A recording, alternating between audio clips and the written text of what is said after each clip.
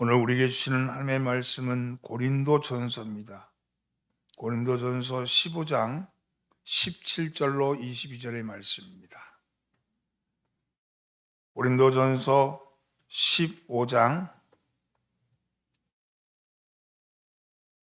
17절로 22절의 말씀입니다.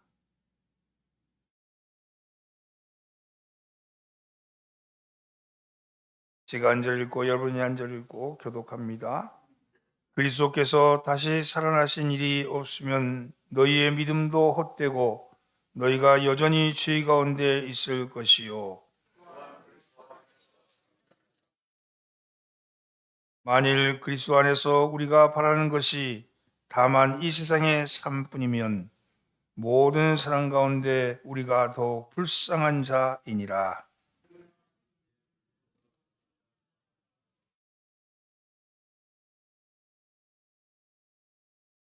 사망이 한 사람으로 말미암았으니 죽은 자의 부활도 한 사람으로 말미암는도다.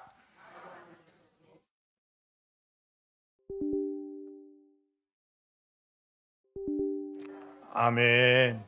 이 시간 우리 부활절 찬양을 합니다. 우리 교인 전체가 찬양하는 시간입니다. 찬양단 앞으로 나와주세요.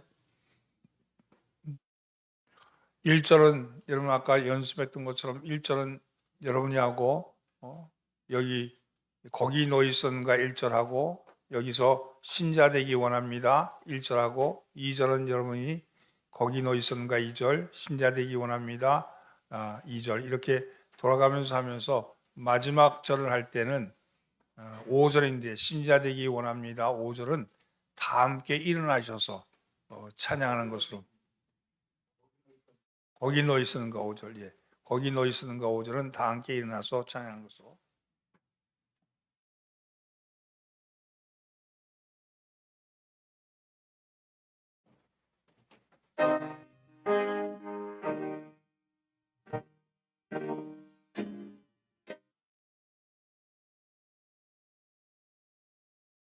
거기 너 있었는가 그때에 주님 그 십자가에 달릴 때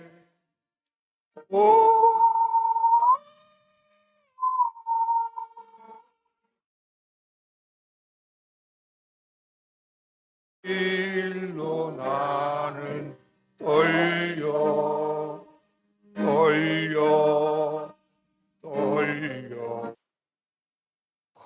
거기 너 있었는가 그때에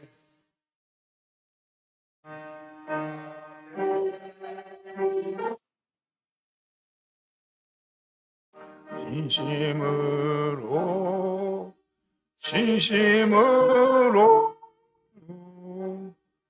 신자 되기 원합니다.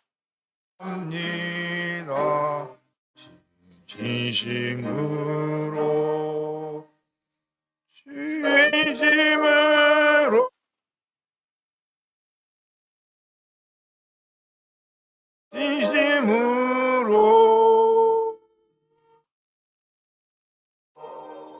신자 되기 원합니다. 진심으로 거기 너 있었는가 그때에 주님 그 나 위에 달릴 때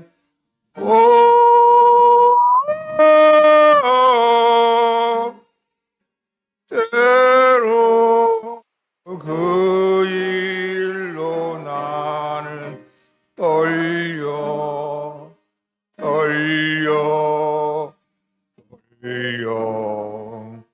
거기 너 있었는가 있었는가 그때에 사랑하기 원합니다.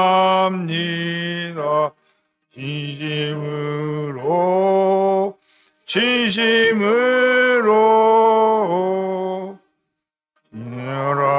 사랑하기 원합니다. 진심으로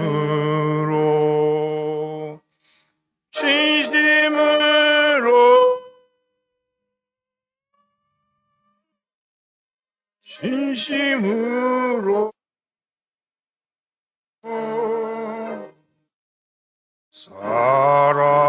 사랑하기 원합니다.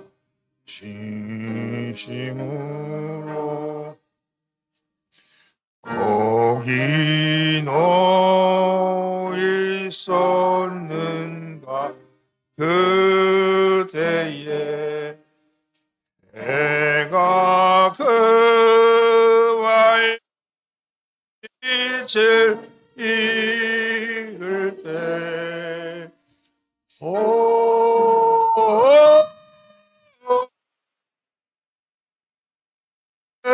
때로 그 일로 나는 떨려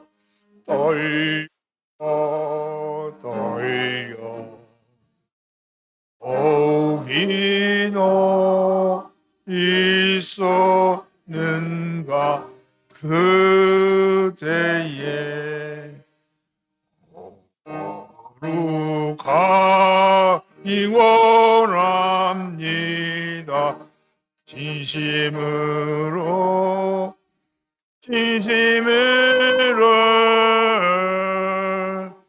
거룩하기 원합니다. 진심으로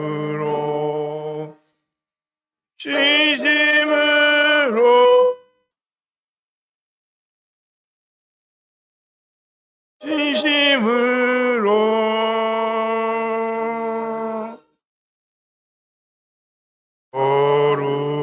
거룩하기 원합니다.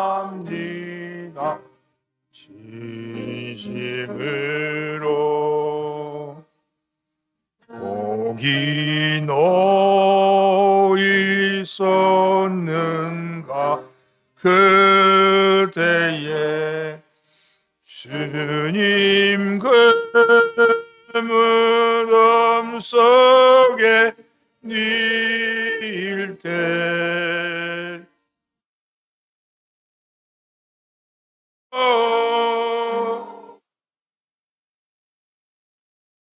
그 일로 주님 떨려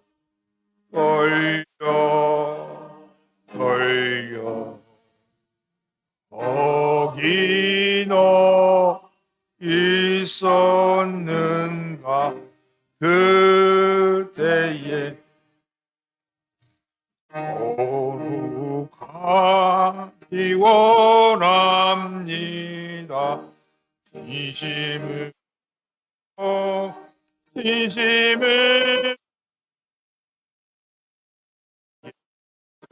담기 원합니다. 힘으로 진심으로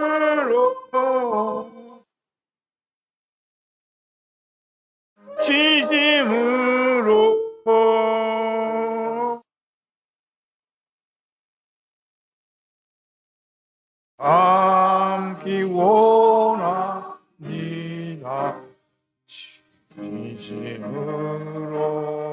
다 함께 일어나서 거기 너 있었는가 그때에 주님 그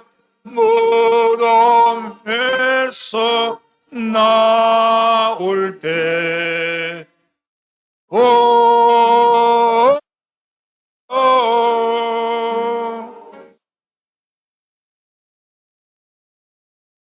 일로 주께 영광 영광 영광 거기 너 있었는가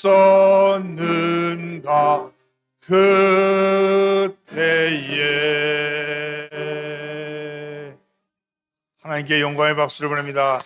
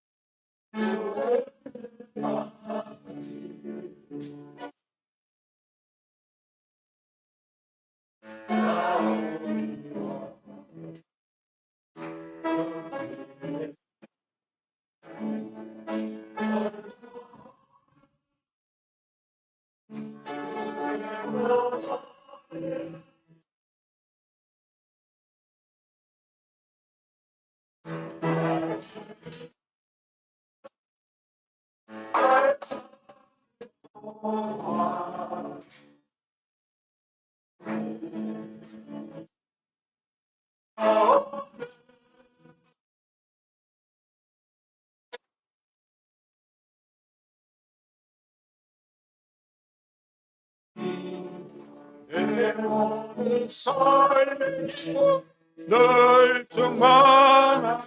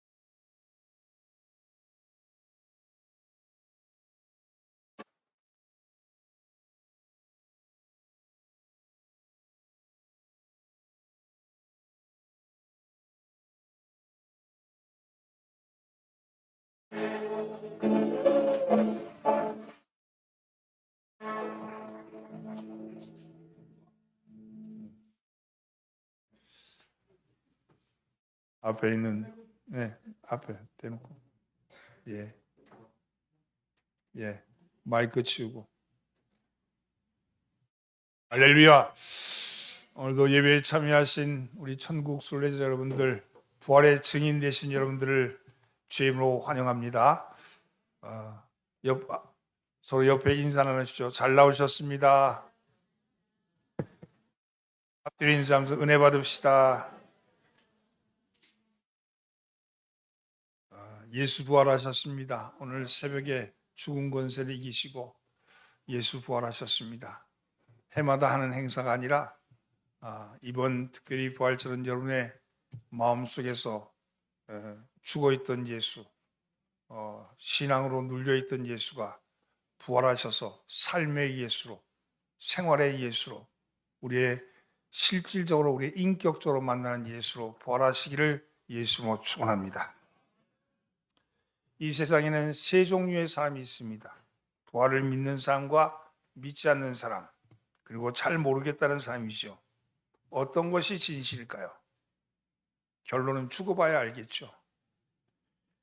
그래서 어떤 것이 답인지 모릅니다. 그러나 죽지 않고도 알 수 있는 것이 있습니다. 그것은 부활을 믿지 않는 사람과 부활을 믿는 사람과는 사는 모습이 다르다는 겁니다. 실제로 삶의 모습이 부활을 믿고 사느냐 믿지 않고 사느냐 하는 것은 삶의 모습이 완전히 다릅니다. 가장 확실한 부활의 증거는 변화입니다. 부활을 믿는 사람은 삶의 변화가 일어납니다. 스승의 죽음으로 모든 희망을 잃고 좌절에 빠져서 사방으로 흩어졌던 제자들이 부활한 주님을 만난 후에는 놀라운 변화가 일어납니다. 온갖 박해와 죽음의 위협 속에서도 구세주에 대한 믿음과 구원의 희망을 담대하게 선포하기 시작합니다. 더 이상 죽음이 두렵지 않게 되었습니다. 왜냐하면 죽어도 산다는 믿음이 있기 때문입니다. 이것을 확인할 수 없는 부활을 막연히 믿어서가 아닙니다. 부활한 주님을 직접 만나고 체험했기 때문입니다. 그리고 그 부활의 그 구원의 복음을 확신하고 담대하게 선포했습니다. 그들의 공동체로부터 교회가 시작이 되었죠. 그리고 그 교회를 통해서 2000년이 넘도록 부활에 대한 복음 선포가 지금도 이어지고 앞으로도 이어질 것입니다. 이 땅의 교회와 그리스도인들이 존재하는 그 자체가 부활의 증거입니다. 예수 믿는 사람이 있는 그 자체가 부활의 증거입니다. 부활을 가장 깊이 있게 다룬 그런 신약 본문은 고린도전서 15장입니다. 실제로 사복음서보다도 고린도전서가 훨씬 오래전에 쓰여진 서신이어서 부활에 대한 확실한 증거는 고린도전서 15장에서 찾을 수 있습니다. 그래서 고린도전서 15장을 부활장이라고 그렇게 얘기합니다. 바울에 따르면 부활의 신앙이 없으면 그리스도교 신앙 자체가 무너집니다. 고린도전서 15장 14절에 그리스도께서 만일 다시 사라지지 못하셨으면 우리가 전파하는 것도 헛것이요 또 너희 믿음도 헛것이며 이렇게 말씀했고, 오늘 본문 17절 말씀 함께 봉독합니다. 그리스도께서 다시 사신이 없으면 너희 믿음도 헛되고 너희가 여전히 죄 가운데 있을 것이요. 그렇습니다. 한마디로 부활신앙이 없으면 기독교가 성립될 수 없다는 뜻입니다. 매우 성실하게 교회 생활을 하고 세상에서도 모범적으로 사는 사람이랄지라도 부활을 모르거나 소홀히 여긴다면 그 노력과 수고는 헛수고입니다. 부활은 모르지만 예수를 믿어서 마음의 평화를 얻는 것으로 충분하다고 생각하는 수준의 교회 생활이라면 다른 종교 가서도 그건 충분히 얻을 수 있고 다른 곳에서도 그것은 얻을 수 있기 때문입니다. 신앙의 본질을 놓치고 겉모습에 머물러 있다면 그것은 진정한 신앙이라 할 수 없습니다. 19절 말씀을 함께 본고합니다. 만일 그리스도 안에서 우리가 바라는 것이 다만 이 세상 삶뿐이면 모든 사람 가운데 우리가 더 불쌍한 자이리라. 고린도 교회는 현재만을 사는 사람들, 현재만이 중요할 뿐이고 죽음 이후의 삶은 그렇게 중요하지 않다고 여기는 사람들도 있었습니다. 바울은 그들이 왜 잘못되었는지 바로 19절에서 짚고 있는 겁니다. 그리스도인이 더욱 불쌍한 이유는 세상 사람들보다 인생을 재미없게 살기 때문이 아닙니다. 좋은 음식 먹고 명품을 몸에 지닌다고 해서 인생이 행복한 것은 아니니까요. 바울이 말하는 그리스도인이 더욱 불쌍한 이유는 부활 신앙이었기 때문입니다. 부활 신앙이었기 때문이죠. 그러면 그 믿는 신앙은 가짜가 된다는 겁니다. 이 세상의 삶으로 모든 것이 끝장난다면 부활은 가짜니까요. 부활 신앙은 가짜니까요. 가짜를 믿고 사는 사람의 인생을 어떻게 사는 것과 상관없이 불쌍한 삶이죠. 가짜 믿고 살았던 건 불쌍한 거 아니겠습니까? 바울이 이렇게 과격하게 말하는 이유는 그리스도교 신앙의 본질이 부활 신앙이라는 겁니다. 부활 신앙. 사실은 성탄절보다 더 중요한 것이 부활절이고 성탄절에 세상 사람들은 축제를 하지만 부활절은요 오직 그리스도인만이 축제합니다. 그리스도인만이 고백합니다. 세상 사람들은 성탄을 축하하면서 온통 즐거워하고 기뻐하고 놀이를 즐기지만 이 부활신앙은, 이 부활절은 오직 믿는 자, 부활을 믿는 자만이 벌일 수 있는 축제이기 때문입니다. 여러분, 부활신앙이 분명한 진리라는 것이죠. 본질이 아니라 겉모양에 머물면 신앙의 체력이 약해지고 그 약한 상태가 이어지면 병들고 맙니다. 부활신앙의 체력이 약해지면 그 신앙이 약해진다는 거예요. 만약 부활신앙이 영혼의 중심에 자리를 잡는다면 교인 간의 차이는 문제될 것이 없어요. 서로 의견이 차이가 있다 할지라도 부활신앙이 확실하다면 서로 다툴 이유가 없지요. 죽어서 다시 만나는데 왜 싸워요? 지금 왜 싸워서 뭐 하겠다는 거예요? 가서 또 만나야 되는데. 여러분, 이런 그 부활신앙의 확실함이 있으면 여러분 다양한 현상을 이해할 수 있습니다. 오늘날 한국교회가 혼란스럽고 영적 체력이 약해진 이유는 이 부활신앙이 약해졌기 때문입니다.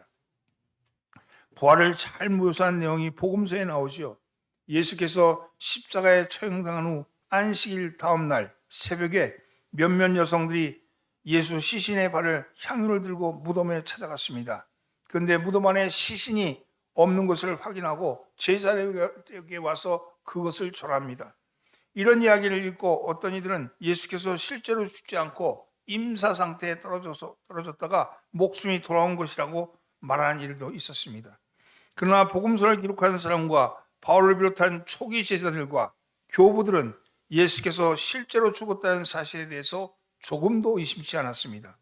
그렇다고 해서 죽었다가 처음에 육신으로 회귀했다고 생각하지도 않았습니다. 죽기 전의 상태로 돌아왔다면 그는 다시 죽어야 합니다. 신약 성경이 일관되게 말하는 핵심은 예수께서 앞으로 우리 모두가 맞게 될 죽음을 우리와 똑같이 당하셨으나 하나님의 능력으로 제자들 앞에 살아있는 자로 현현했다는 사실입니다. 여러분 죽었던 사람들이 다시 태어나지 않아요. 여러분들 얼굴로 다시 안 와요. 여러분의 얼굴로 다시 나오는 게 아니에요. 예수께서 보여주신 건 예전에 예수의 살아있던 그 예수, 생전에 있던 예수로 왔다는 게 아니에요. 여러분 그거는 부활의 증거는요. 다른 모습으로 온다는 거예요. 다른 모습. 엠마로 올라가던 두 제자가 봤던 예수는 전혀 그들이 만난 적이 없던 예수였어요. 그들이 성령을 받고 깨우침을 받고 말씀에서 깨닫게 되자 그분이 예수임을 알았다는 거예요. 여러분도 마찬가지입니다. 그것을 그래서 말하기를 바울은 오늘 본문에서 잠자는들의 첫 열매라고 표현한 겁니다. 20절 말씀 함께 봉독합니다. 그러나 이제 그리스도께서 죽은 자 가운데서 다시 살아나사 잠자는 자의 첫 열매가 되셨도다. 예수 그리스도께는 잠자는 자들이 얻게 될 부활의 첫 열매입니다. 첫 열매. 그 이전에는 인류 역사의 부활은 그림자처럼 인식되었으나 예수님을 통해서 부활은 실체가 되었습니다. 종말에 완성될 부활이 예수님을 통해서 먼저 이루어진 겁니다. 이런 꽃이 핀데 꽃으로 다시 피지 않잖아요. 열매라니까 열매. 전혀 다른 열매. 우리가 알던 것과 다른 열매. 열매로 나타나는 거예요. 이런 일이 어떻게 가능하냐고 자연과학적인 방식으로 증명하라는 사람들은 이해할 수가 없는 겁니다. 그러나 우리는 믿음으로 예수의 부활을 받아들인 사람들입니다. 우리는 어떻게 믿느냐? 믿음으로 믿는 거예요. 그분이 부활하셨다는 사실. 아무런 근거 없이 맹목적으로 받아들인 것이 아니라 사도들의 경험이 옳다는 사실과 예수께서 아바 아버지라고 부르신 그 하나님을 우리도 믿는다는 사실에서 근거해서 받아들인 겁니다. 그 하나님은 창조의 능력이 있는 분이시고 예수 그리스도는 하나님의 아들이라고 표현할 수밖에 없을 정도로 하나님과 하나 된 분이시기에 예수 그리스도는 부활의 첫 열매가 되신 것이 분명합니다. 그렇다면 첫 열매가 되었다는 것은 어떤 의미를 가지고 있는 것일까요? 따라서 죽음 선언입니다. 부활은 더 이상 죽음이 없다. 더 이상 죽음이 없다는 것을 선언한 겁니다. 21절과 22절 함께 봉독합니다. 사망이 한 사람으로 말미암았으니 죽은 자의 부활도 한 사람으로 말미암는도다. 아담 안에서 모든 사람이 죽은 것 같이 그리스도 안에서 모든 사람이 삶을 얻으리라. 하나님의 말씀에 불순종함으로써 낙원에서 쫓겨난 아담 이후 모든 사람은 죽습니다. 죽음은 뭡니까? 생명과의 관계가 끊어진 거잖아요. 영원한 생명이신 하나님과의 관계가 끊어진 게 죽음입니다. 그 죽음. 그래서 아담 안에서 모든 인류는 죽음을 맞이하게 된 거죠. 아담은 죽을 모든 인류를 대표하는 인물입니다. 아담 안에서 모든 사람이 죽게 된 것처럼 그리스도 안에서 모든 사람이 살아난다고 말합니다. 죽음에서 살아난 것이 부활입니다. 아담을 믿을 수 없다. 그래도 죽음은 있잖아요. 나는 아담 못 봤으니까 못 믿겠다. 그래 죽음의 실체는 있잖아요. 죽음의 실체는 그 죽음의 실체, 아담을 못 믿는다 해서 죽음의 실체가 없어집니까? 죽음은 우리에게 다가오는 거잖아요. 마찬가지로 예수 그리스도가 삶의 실체다, 생명이다. 이걸 믿는 자는 살게 된다고 말합니다. 그 사는 것이 썩지 아니하고 죽지 아니하는 이 몸 이것을 사는 게 아니고 이것이 아니고 첫 열매로 사는 것 같이 우리도 열매로 나타나게 될 것이라고 말씀합니다. 그래서 그걸 영성체라 그러기도 하고 영성체로 우리는 새로운 몸을 입고 나타난다고 말씀합니다. 그리스도 안에서 모든 사람이 산다. 아담 안에서 모든 사람이 죽은 것 같이 그리스도 안에서 모든 사람이 살아나는 겁니다. 죽음에서 살아나는 것이 부활입니다. 이 말씀은 사망, 죽음을 사망케 했고 죽음을 죽게 만들었다는 겁니다. 죽음이 더 이상 우리를 지배하지 못하는 겁니다. 따라서 부활은 더 이상 죽음과 생명이 함께할 수 없다는 하나님의 입장 표명입니다. 우리가 사는 세계는 죽음 세력으로 뒤덮인 세계입니다. 죽음이 생명을 삼키는 세계입니다. 어디에 가도 우리를 위협하는 죽음의 세력으로부터 벗어날 수 없습니다. 생명의 존귀함을 잃어버리고 죽음 세력에 붙잡혀서 죽어가는 사회입니다. 이 세상은 다른 사람이 죽어야 내가 사는 죽음이 지배하는 사회입니다. 이런 다른 사람을 눌려야 내가 높아지고 다른 사람을 이겨야 내가 사는 그런 세계죠. 죽음과 생명은 이렇게 우리 주변을 늘 맴돌고 있습니다. 죽음이 늘 이겨야지, 누굴 죽여야지 내가 사는 구조죠. 우리는 지금 사는 것인가 아니면 죽어가는 것인가? 우리 주위를 둘러보면 사는 것이 아니라 죽어가는 것인 것을 알 수 있습니다. 나는 산다고 얘기하지만, 나는 살았다고 얘기하지만 실제로는 죽어가는 거죠. 죽어가는 것. 죽음을 향해 달려가는 거 아닙니까? 나는 산다고 말하지만 죽어가는 겁니다. 나의 목숨이 생명의 존귀함과 진지함은 온데간데 없고 온통 죽음의 위험만이 우리를 둘러싸고 있습니다. 이란의 전쟁이 벌어지고 있어요. 그냥 평화롭게 살던 사람들, 아무런 옆에 있는 사람과 아무런 정말 해도 끼치지 아니하고 평화롭게 살던 사람들, 아니 어린아이들, 거기에 폭탄이 떨어져요. 폭탄이 죽음이죠. 죽음. 아무 이유 없이 죽음이 덮쳐버리는 거죠. 우리도 마찬가지 아닙니까? 오늘 아침에 밝은 얼굴로 나갔던 사람이 죽음으로 돌아오기도 하고, 정말 일해서 자식들 벌어먹기 위해서 정말 열심히 생계를 위해서 애썼던 그 아빠가 어느 순간 죽음으로 돌아오면 그 가정은 완전히 죽음의 그림자가 뒤덮이는 거 아닙니까? 여러분, 자기 생명까지도, 무생명을 경시할 뿐만 아니라 자기 생명까지도 경시하면서 살아가는 겁니다. 살아가는 것이 아니라 죽어간다는 표현이 더 어울릴 듯합니다. 이런 상황에서 하나님은 이 현상을 깨트리시는 거예요. 이 현상을 깨트리신 겁니다. 이제는 더 이상 죽음이 아니라 생명이라는 겁니다. 이제는 더 이상 죽음이 아니라 생명이다. 부활은 그래서 죽지 않는 생명의 탄생을 알리는 신호입니다. 오직 생명만이 있을 뿐입니다. 우리가 주님의 부활을 고백함으로 다시 한번 죽음이 아니라 생명으로 돌아간다는 선언인 겁니다. 부활 신앙을 가진 사람은 죽음을 더 이상 두려워하지 않습니다. 여러분, 생명이 뭡니까?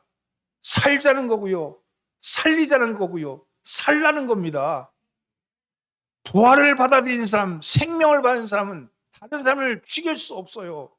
죽일 수 없어요. 다른 사람을 살려주는 일을 하셔야 됩니다. 다른 사람을 험담하지 마세요. 죽이는 거잖아요. 다른 사람 비판하지 마세요. 다른 사람 판단하지 마세요. 이렇다 저렇다 입으로 계속 죽음의 더러운 그런 입냄새를 풍기지 말고 생명의 입냄새를, 생명의 향기를 풍기세요. 다른 사람을 살려주는 일로, 다른 사람을 칭찬해 주는 일로, 다른 사람에게 힘을 주는 일로, 그게 생명 아닙니까? 여러분, 생명의 부활 입으로 부활하고 앉아 있는데 실제로는 죽음의 이야기를 하고 있다면 그게 무슨 부활이겠습니까? 사랑하는 성도는 여러분의 입에서부터 생명의 향기가 나오기를 예수님으로 축원합니다. 여러분, 사람들이 왜 죽음을 두려워합니까? 한 번도 경험하지 못했기 때문에, 새로운 차원이라서 어떤 것인지 상상해 가지 않기 때문에, 그렇기 때문에 죽음이 두려운 거죠. 어렸을 때 학예에 맡은 순서를 시작하기 전에 육체적인 고통이 수반되는 것은 그런 차원, 수반되는 것도 아닌데 가슴이 두근두근하고 그런 거 있잖아요. 괜히 그 앞에 나가면 뭔가 너무너무 두려워하는 거, 겁나는 거, 이런 거예요, 이런 거. 그 학예에 끝나고 나면 너무 기쁘잖아요. 죽음은 마치 내가 새로운 세계로 들어가는데 그 차원이 어떤 건지 모르기 때문에, 그 다음에 나오는 게 모르기 때문에 두려운 거죠. 그러나 그것이 끝나고 나면, 지나고 나면 기쁨이요 즐거움입니다. 오늘 우리는 그 학예를 맞이해서 정말 두려움에 떨고 있는 아이 같은 마음이지만, 그러나 그 또한 지나가고 나면 기쁨으로 다가올 줄 믿습니다. 두 번째는 대부분 질병이 치료의 한계를 넘었을 때 죽기 때문에 신체적인 고통이 당연히 따르죠. 그래서 수면 중에 호흡이 자연스럽게 정지되거나 갑작스러운 심장마비로 고통이 없이 죽는 경우도 있지만, 대부분의 사람들은 질병의 종류와 세기는 달라도 임종 직전에 대체로 육체적인 고통을 느낀다고 합니다. 그 고통이 두려운 거죠. 그 고통이, 죽음에 대한 고통, 죽음 이전에 따르는 그 고통이 두려운 겁니다. 세 번째는요, 사랑하던 친구와 완전히 헤어져야 하고, 또 기쁨으로 열심히 행하던 일들을 더 이상 할 수 없기 때문에 오는 중지로부터 오는, 단절로부터 오는 그런 그 두려움입니다. 그러나 인생은 생각보다 짧고 한 번뿐이라서 하고 싶은 일을 다 이룰 수는 없지 않습니까? 여러분, 죽음이 두려워지는 중요한 이유 중에 하나는 바로 그런 것들이죠. 그러나 죽음은 잠과 비슷합니다. 잠을 두려워하는 사람은 없을 겁니다. 물론 질병적으로 잠을 두려워하는 사람도 있죠, 정신적으로. 그러나 잠은 두려운 게 아니잖아요. 그리고 잠에서 깨어나는 게 분명하기 때문에 잠은 두려운 게 아닙니다. 만약 깨어날지 아닐지 확실하지 않다면 잠은 두려움의 대상이겠죠. 그러나 잠자는 사람은 깨어납니다. 그리스도교의 관점에서 잠에서 깨어난다는 것은 우리의 운명이 죽음으로 끝장나는 것이 아니라 새로운 존재로 변화한다는 뜻입니다. 하나님의 품 안에서 살아난다는 것이죠.